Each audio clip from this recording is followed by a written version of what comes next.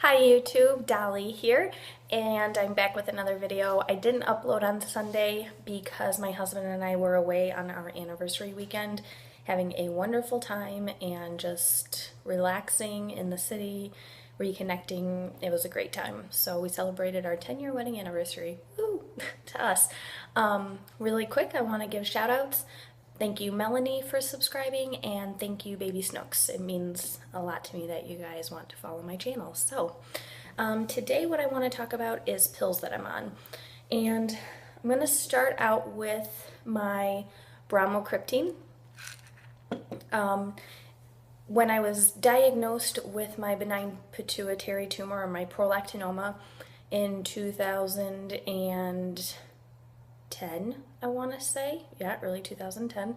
Get those timelines messed up so bad because it's been so long. They detected the tumor and they prescribed me cabergoline, and I was on that for several years.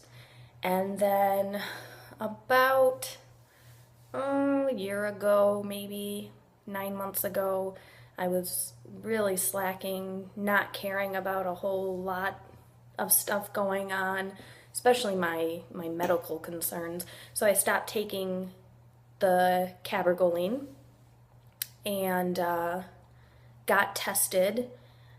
My prolactin levels got tested again at my own request, and my levels had increased. So I knew I needed to start taking my prescribed medication again. I don't recommend not taking prescribed medication. It wasn't smart of me to do it all. But the reason why I switched from the cabergoline to the bromocriptine was that my endocrinologist always said that if I were to get pregnant, I would have to switch between the cabergoline and the bromocriptine because there are more studies on pregnant women for the bromocriptine. Cabergoline is not as researched and studied. So I explained that to my chiropractor that I started seeing about a year ago now. And she said to just go ahead and make the switch. So then if I were to get pregnant, I wouldn't have to worry about, switching my medication. So I went ahead and did that, and then again, didn't take anything for a while, got my blood work back that my levels had increased. So now I am taking my bromocriptine. I'm staying with it.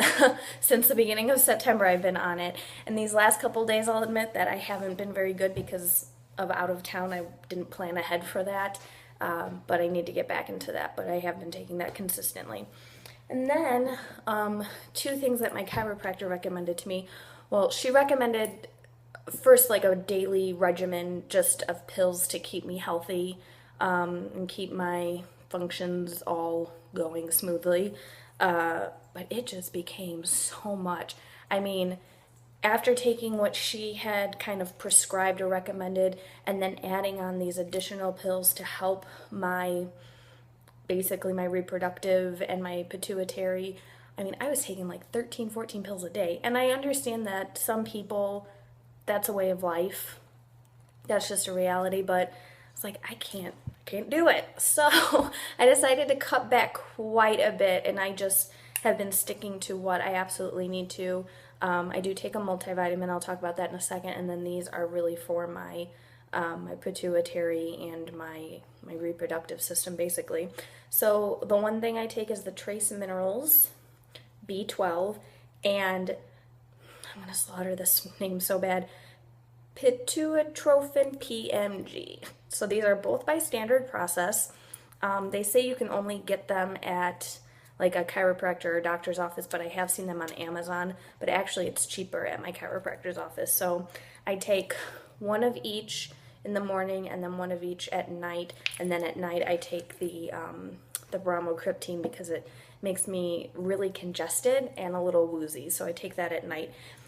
And it says to take it with food, and I've never been one to really, it says take a meal, I'll be fine. I ate a couple hours ago. The first night I was back on that in early September. It's like, I ate a couple hours ago, I'll be fine. I woke up in the middle of the night, the worst stomachache ever. So when it says to take with food, take with food.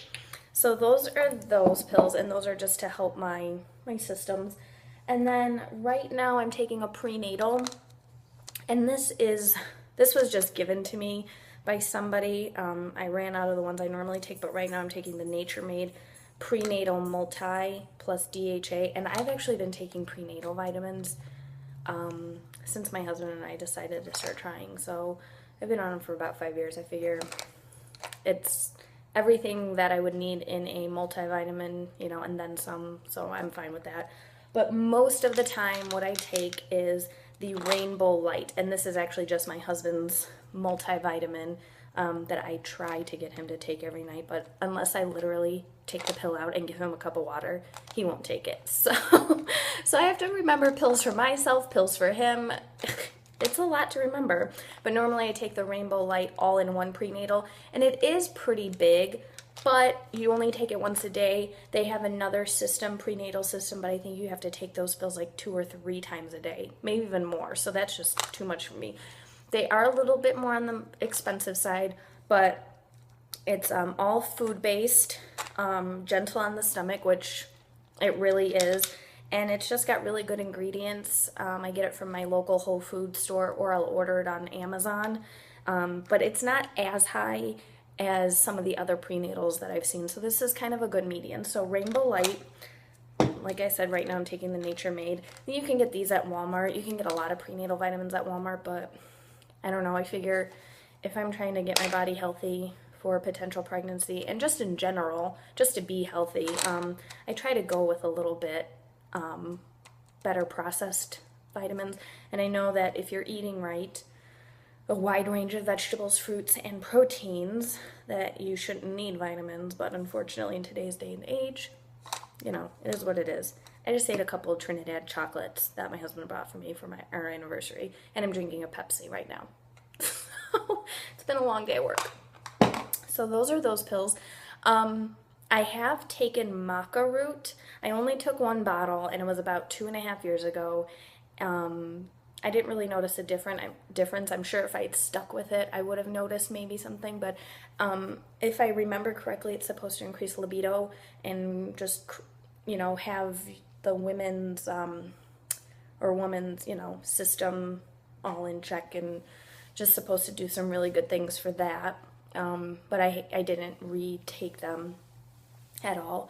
And then for my husband, I was looking into Fairhaven natural products. They have pills that men can take to increase, you know, their stuff that they need to increase. But my husband, when he got tested, he was perfectly fine for that. So I don't know if it's good to, like, better safe than sorry type of thing and just have him take them, but they aren't cheap. So I wouldn't want to spend the money if it wasn't necessary. So I don't know. It's kind of like one of those things like, oh, might as well try it. Nothing else has been working.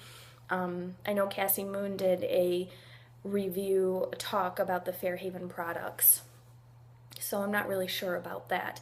And they also do have pills for women. So before I make that leap, I think I need to do a little bit more research on those.